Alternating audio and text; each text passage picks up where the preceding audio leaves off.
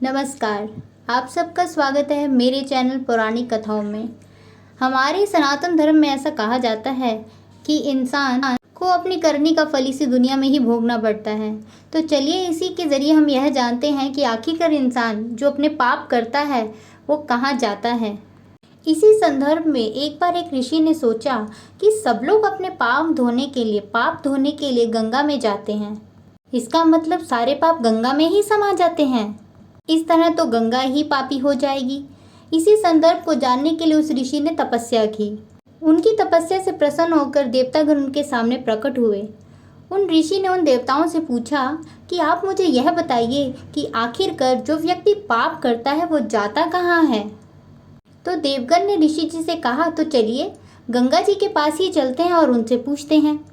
अब भगवान देवतागण और ऋषि दोनों गंगा देवी के पास जाते हैं और उनसे पूछते हैं कि सभी व्यक्ति अपना पाप धोने के लिए आपके पास आते हैं और वो अपने पाप यहाँ धोकर जाते हैं, तो इसका मतलब तो यह हुआ कि आप पापी हो गई।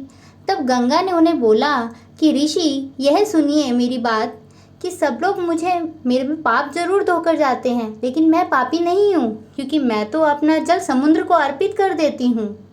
तब इसके बाद ऋषि और देवतागण दोनों समुद्र के पास जाते हैं और समुद्र से कहते हैं कि गंगा अपने सारे पाप आपको अर्पित करती है, इसका मतलब समुद्र आप पापी हो गए।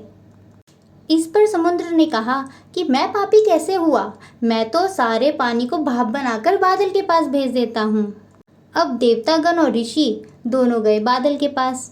अब बादल से पूछा कि सारे पाप गंगा से समुद्र में और समुद्र से आपके पास आते हैं, तो इसका मतलब आप पापी हुए। तब बादल ने कहा, मैं पापी नहीं हूँ, क्योंकि मैं जो पानी बरसाता हूँ वह धरती पर ही जाता है, जिससे मनुष्य अन्न उपजाता है और उसे खाता है। उस अन्न में जो अन्न जिस मानसिक स्थिति से उपजाया जाता है, उस मनुष्य का मानसिक मन उसी तरीके से हो जाता है।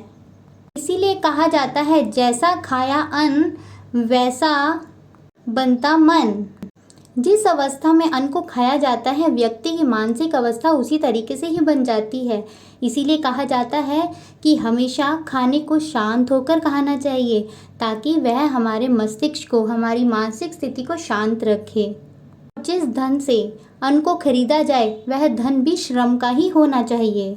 तो इस कथा के जरिए हमने यह जाना कि व्यक्ति जो पाप करेगा, जो पुण्य करेगा, वो आखिरकार घूमकर उसी के पास ही आएगा।